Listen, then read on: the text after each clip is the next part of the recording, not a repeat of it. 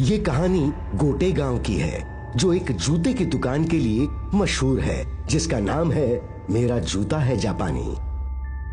ये दुकान हर तरह से अनोखी है। अगर इसे जादुई दुकान कहें तो गलत नहीं होगा। इस दुकान का मालिक दुकान पर कभी नहीं बैठता। दुकान में लेडीज और जेंट्स सभी तरह के जूते चप्पल रखे हैं। पैसों के लिए एक बॉक्स रखा है, जिसमें ग्राहक अपनी ईमानदारी का सबूत देकर पैसे उस बॉक्स में डाल देता है। जूतों की ये दुकान शहर के बाहर सड़क के किनारे है। इस दुकान की शोहरत अखबारों से लेकर टीवी समाचारों तक फैल चुकी है। ये दुकान हमेशा चर्चा का विषय बनी रहती है, क्योंकि इस दुकान के सामने से गुजरने वाले हर मुसाफिर के जूते हो या चप्पल अपने आप टूट जाते हैं। इस जादुई दुकान को देखने के लिए लोग दूर दूर से आने लगे और अपने अपने जूते चप्पल तोड़वाने लगे। इन्हीं देखने वालों में आज खान साहब हैं। गुप्ता जी, मैं यही देखने आया हूँ कि मेरे जूते कैसे टूटते हैं। भाई साहब, हाथ कंगन को आरसी क्या और पढ़े लिखे को फारसी क्या, ये चमत्कार अभी हो जाएगा। गुप्ता जी, जूतों की ये दुकान राज कपूर की फिल्म से ज्यादा मशहूर हो गई है। मेरा जूता है जापानी, वाह वाह वाह, क्या नाम रखा है। भाई साहब, इस दुकान के नाम में ही सब कुछ है। इसने तो हमारे गोटे गांव को लंदन से ज्यादा मशहूर कर दिया है। आपको क्या लगता है इस दुकान का क्या चक्कर है? भाई साहब, चक्कर वक्कर कुछ नहीं है, ये तो सीधा साधा जादू का मामला है। जादू? हूँ? मैं किसी जादू वादू को नहीं मानता। भगवान आपका मंगल करे, मैं तो बस इतना कह सकता हूँ। आप मेरा मजाक उड़ा रहे हैं गुप्ता जी। नहीं खान साहब, मेरी ऐसी मजाल कहाँ। मैं तो आपके जूतों का हाल बता रहा हूँ कि वो टूट चुके हैं। ध्यान से देखिए, आपका एक जूता टूट गया है। कोई बात नहीं, टूट जाने दो, मैं इस दुकान से जूता नहीं खरीदूंगा। चलो आगे चलो।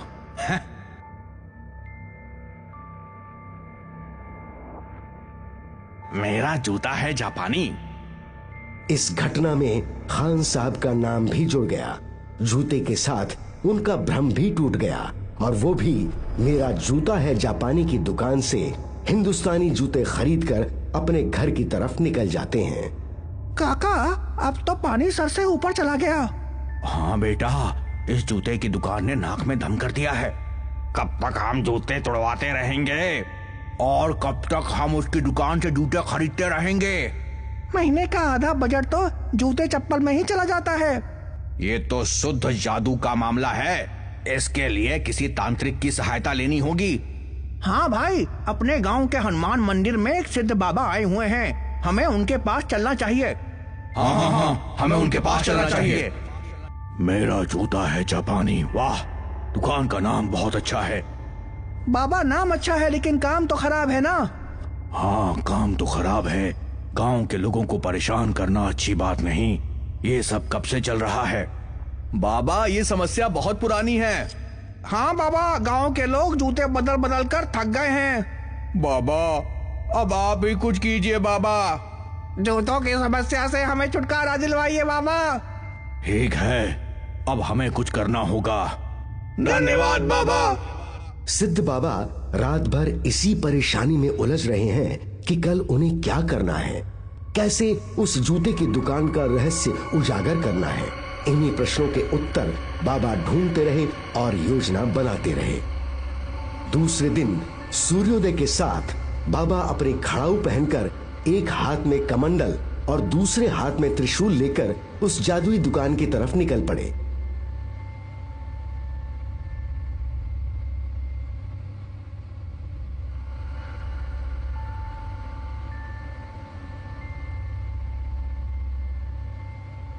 अब छुपने से कुछ नहीं होगा, सामने आओ, मेरा मुकाबला करो। कौन हो तुम? अपना परिचय दो। मेरा नाम महेश है, मैं चंदनपुर का रहने वाला हूँ। तो ये जूतों की दुकान चंदनपुर में खोलते यहाँ के लोगों को क्यों परेशान कर रहे हो? उनके जूते चप्पल तोड़कर तुम्हें क्या मिलता है? पैसा, मुझे बहुत पैसा चाहिए, बहुत सारा पैसा चाहिए। मरने के बाद भी तुम्हारा लालच नहीं मरा। ये मेरा लालच नहीं, मेरी मजबूरी है। मजबूरी? क्या मजबूरी है, खुलकर बताओ। मैं चंदनपुर का गरीब किसान था। मैंने अपनी खेती के लिए महाजन से रुपए उधार लिए थे, जो ब्याज के साथ बढ़ते बढ़ते लाखों के हो गए। एक दिन एक्सीडेंट में मेरी मौत हो गई। मेरी पत्नी पर दुखों का पहाड़ टूट गया। महाजन ने उसे अपने घर में बंदी बना लिया। बंदी बना लिया? क्या मतलब? महाजन मेरी पत्नी को नौकरानी बनाकर घर ले गया और कर्ज चुकाने के लिए उसे 1 साल का समय दिया है। 1 साल के बाद वो महाजन क्या करेगा? अगर मैंने 1 साल में कर्जा नहीं चुकाया तो महाजन मेरी पत्नी के साथ दुर्व्यवहार कर सकता है। तुम्हारी ये कहानी दुखद है, लेकिन इसका इस दुकान से क्या संबंध? 1 साल में लाखों रुपए जमा करना असंभव था, इसलिए मैंने अपनी शक्ति से इस सड़क को जादू से बांध दिया और यहाँ से आने जाने वालों के जूते चप्पल टूटने लगे और वो मेरी दुकान से जूते चप्पल खरीदने लगे। सचमुच तुम्हारे साथ अन्याय हुआ है। असल दोषी तो वो महाजन है। तुम चिंता न करो, हम गांव वाले मिलकर आज ही तुम्हारा सारा कर्जा चुका देंगे। क्या सचमुच आप लोग ऐसा करेंगे? हाँ, गांव वाले ऐसा ही करेंगे, लेकिन तुम्हें भी इस सड़क का जादू खत्म करना होगा और मेरा जूता है जापानी ये दुकान भी यहाँ से हटानी होगी। मैं तैयार हूँ, मैं ऐसा ही करूँगा। महेश की सच्चाई जानकर गांव वाले भावुक होते हैं। सब मिलकर उसका कर्जा चुकाते हैं और महाजन के चंगुल से उसकी पत्नी को आजाद कराते हैं। पत्नी गांव वालों को धन्यवाद करती है। गोटे गांव के लोग अब उस जादुई दुकान और जादुई सड़क से आजाद हो जाते हैं। मेरा जूता है जापानी ये गाना गाते हुए महेश की आत्मा आकाश की तरफ चली जाती है। रात के करीब 1 बजे का समय था। शहर की सड़कों पर सन्नाटा पसरा था और मोहन अपनी साइकिल पर सवार होकर फैक्ट्री से घर लौट रहा था। वो चलते चलते मन ही मन सोच रहा था कि काश आज कहीं से खाने को बर्गर मिल जाते तो मजा आ जाता। बर्गर खाकर रात गुजार लेता और फिर खाना बनाने की नौबत से बच जाता। वो ये सब सोचते हुए चलते जा रहा था कि तभी उसकी नजर एक बर्गर की रेहड़ी पर पड़ी। सड़क पर एक जगह रात को भी कोई बर्गर बेच रहा था। मोहन बर्गर खरीदने के लिए उस रेहड़ी पर रुक जाता है। भाई, बर्गर मिल सकता है क्या? यहाँ बर्गर ही मिलता है और वो भी बहुत सस्ता। अच्छा, सस्ते में? भाई कितने का है? सिर्फ 5 रुपए का। एक बर्गर 5 रुपए का। बर्गर की कीमत 5 रुपए सुनकर मोहन हैरत में पड़ जाता है और उसे बर्गर वाले पर कुछ संदेह होता है। वो बर्गर वाले की तरफ ध्यान से देखता है तो भय से कांपने लगता है।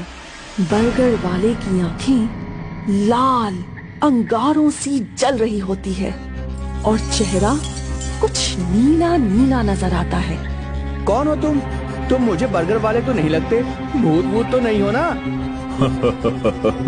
सही समझा तूने, मैं भूत ही हूँ, भूत या बर्गर वाला। अब चुप कर और बर्गर खा, नहीं तो मैं तुझे ही बर्गर बना दूंगा, समझा?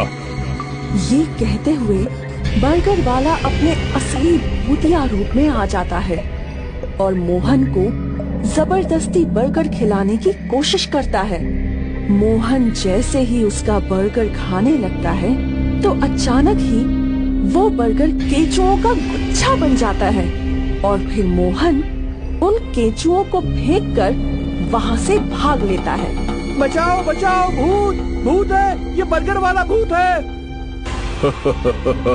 अपनी साइकिल तो लेता जा। मोहन चिल्लाता हुआ भागा ही जा रहा होता है कि तभी सामने से पुलिस की एक गाड़ी आ जाती है। पुलिस वाले उसे इतनी रात को चिल्लाते देखकर गाड़ी रोक लेते हैं। क्यों रे, इस तरह क्यों चिल्ला रहा है और इतनी रात को यहाँ क्या कर रहा है तू? मोहन हांफते हुए पुलिस वालों को सब कुछ बता देता है और फिर उनसे मदद मांगता है। साहब, वहाँ भूत के पास मेरी साइकिल रह गई। अगर आप उससे मेरी साइकिल दिला देंगे तो बड़ी मेहरबानी होगी साहब। तुझे जरूर बावले कुत्ते ने काटा होगा, इसीलिए तू पागल हो गया है। अबे गधों के राजा, हम रात भर सड़कों पर घूमते हैं, हमें तो कोई भूत बर्गर नहीं खिलाता, तुझे भूत ने बर्गर खिलाया है? झूठा कहीं का। मैं झूठ नहीं बोल रहा हूँ साहब, वहाँ सचमुच एक भूत रेहड़ी लगाकर बर्गर बेच रहा है। अच्छा तो चल चल बैठ गाड़ी में और हमें भूत भाई के बर्गर वाली रेहड़ी दिखा। चला चलो साहब। ये कहकर मोहन पुलिस वालों की गाड़ी में बैठ जाता है और उन्हें उसी जगह पर ले जाता है। मगर अब वहाँ कोई रेहड़ी नहीं होती है, वहाँ बस मोहन की साइकिल ही खड़ी मिलती है।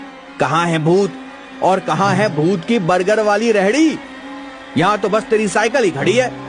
साहब सच में यहीं पर एक रेहड़ी थी और उस पर एक भूत बर्गर बेच रहा था और पता नहीं भूत कहाँ चला गया। हमें भोंदू मत बना भूतनी के, जरूर तूने कोई नशा किया होगा और फिर नशे में तेरे साथ ये सब कांड हुआ होगा।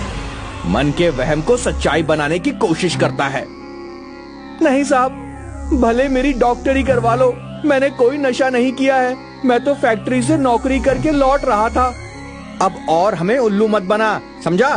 सीधे सीधे अपनी साइकिल उठा और घर भाग जा, वरना पिछवाड़े से बंदर का मौसा बना दूंगा। इतने लठ मारूंगा कि गिने भी न जाएंगे तुझसे। पुलिस वाले के ये कहने पर मोहन चुपचाप अपनी साइकिल उठाकर उस पर सवार हो जाता है और फिर चुपचाप अपने घर निकल लेता है। इस घटना के दिन के बाद शहर की एक कॉलोनी में देर शाम डमरू नाम का एक बालक अपनी माँ से बर्गर खाने को लेकर जिद कर रहा होता है। बेटा, रोज रोज ठूस ठूस कर बर्गर खाते हो, एक आध दिन छोड़ भी दिया करो। बर्गर खा खा कर कितने मोटे हो गए हो। मुझे खाना है, जल्दी से फोन कर दो, बर्गर मंगा दो, भाषण मत दो माँ। मैं भाषण दे रही हूँ? आने दे आज तेरे पिता को, तेरे ऐसी चीजें खाने पर बैन ही लगवा दूंगी, समझा? लगवा देना बैन, नहीं खाऊंगा, पर आज आखिरी बार तो मंगवा ही सकती हो, जल्दी से मंगवा दो माँ। ठीक है, मंगवा देती हूँ, आखिरी बार, आज के बाद रोज रोज नहीं मांगेगा। हाँ हाँ नहीं मांगूंगा, बस खुश। इस तरह डमरू की जिद करने पर उसकी माँ 2 बर्गर का ऑर्डर कर देती है और फिर कुछ देर बाद ही डोरबेल बज उठती है। डमरू की माँ दरवाजा खोलती है तो सामने डिलीवरी बॉय को खड़ा पाती है। ये लो 2 बर्गर का ऑर्डर। इतनी रात को बर्गर खाना जरूरी था क्या? इससे तुम्हें क्या? तुम क्यों पूछते हो? बस वैसे ही पूछ लिया, क्योंकि इस समय लोग अक्सर घर में खाना बनाकर खाते हैं। डिलीवरी बॉय की लाल लाल बाहर को उभरी हुई आंखें और चेहरे का नीला रंग होता है। ये सब देखकर डमरू की माँ अंदर ही अंदर थोड़ा घबरा जाती है, मगर फिर भी वो उस डिलीवरी बॉय को धमकाने से बाज नहीं आती। शक्ल से तो तू भूत दिख रहा है, तुझे इस काम पर रख किसने लिया? ला दे बर्गर और अपना रास्ता नाप। भूत से मिलना है तो उससे भी मिलवा दूंगा।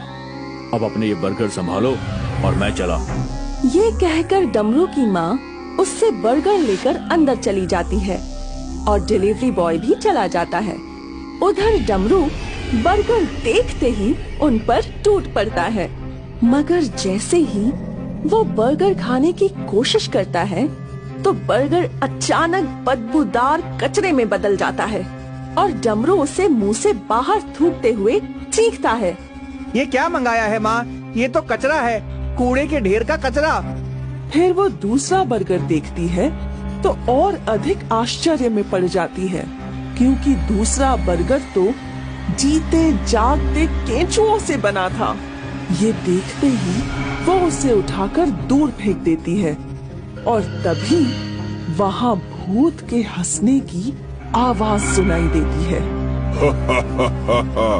बर्गर खाएगा? खा लेना बर्गर, कूड़ा कचरा केचुआ, खा खा खा। कौन है? तभी वो डिलीवरी बॉय भूत बनकर उनके सामने प्रकट हो जाता है और डमरू और उसकी माँ डर से चीखने लगते हैं। बचाओ! बचाओ! भूत! भूत! हमारे घर में भूत। खूब चिल्लाओ, जितना चाहे चिल्लाओ, जब तक मैं यहाँ हूँ कोई भी तुम्हारी चीख नहीं सुन सकता। पर तुम चाहते क्या हो? मोटू डमरू, बर्गर पिज्जा ना जाने क्या क्या जंक फूड खाता रहता है, कितना मोटा हो गया है, अब मैं तुझे खाऊंगा। पर तुम मुझे क्यों खाओगे? क्योंकि जंक फूड खाने वाले लोग मुझे अच्छे नहीं लगते। भूत जी मुझे माफ कर दो, मैं जंक फूड खाना छोड़ दूंगा, हमेशा के लिए छोड़ दूंगा। नहीं छोड़ेगा, मुझे तुझ पे भरोसा नहीं है। नहीं नहीं नहीं, मैं बिल्कुल छोड़ दूंगा। मैं घर में बने पौष्टिक चीजें ही खाऊंगा, मैं कसम खाता हूँ। अच्छा ठीक, तुझे छोड़ देता हूँ, पर याद रखना अपनी ये कसम अगर तू भूला तो मैं फिर लौट कर आ जाऊंगा। नहीं भूलूंगा, कभी नहीं भूलूंगा। ठीक है, मैं जाता हूँ। ये कहकर भूत एकाएक गायब हो जाता है और फिर उस दिन के बाद डमरू बर्गर, पिज्जा आदि जंक फूड खाने की कभी जिद नहीं करता।